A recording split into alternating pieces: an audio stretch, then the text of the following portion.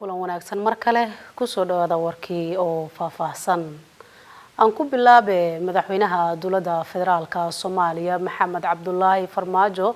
ayaa gudoomiyaha maxkamadda sare waxa uu magacaabay Baashe Yuusuf Axmed isagoona xilka ka qaaday gudoomiyihii hore ee maxkamadda sare ee dalka Ibraahim Ile Suleymaan madaxweynaha dowladda federaalka Soomaaliya Maxamed Cabdullaahi Farmaajo oo tixgelinaya cabashada muwaadiniinta Soomaaliyeed garsoorayaasha howlwadeennada garsoorka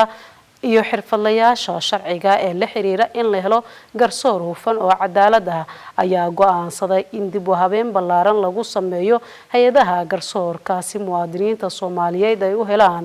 garsoor hufan oo la isku halayn karo madaxweyne Farmaajo ayaa faray golaha shacabka iyo xukuumadda inay soo dhameystiraan golaha adeega garsoorka lana waafajiyo dastuurka ku meel gaarka iyo sharciga dhismaha golaha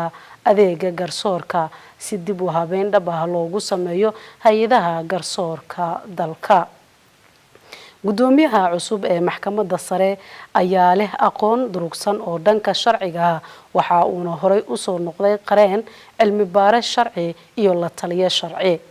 madaxweyne Maxamed Cabdullaahi Farmaajo ayaa uga mahadceliyay gudoomiyihii hore ee maxkamadda sare garyaqaan Ibraahim Ile Suleymaan shaqadii uu soo qabtay qaranka waxa uuna u rajeeyay mustaqbal wanaagsan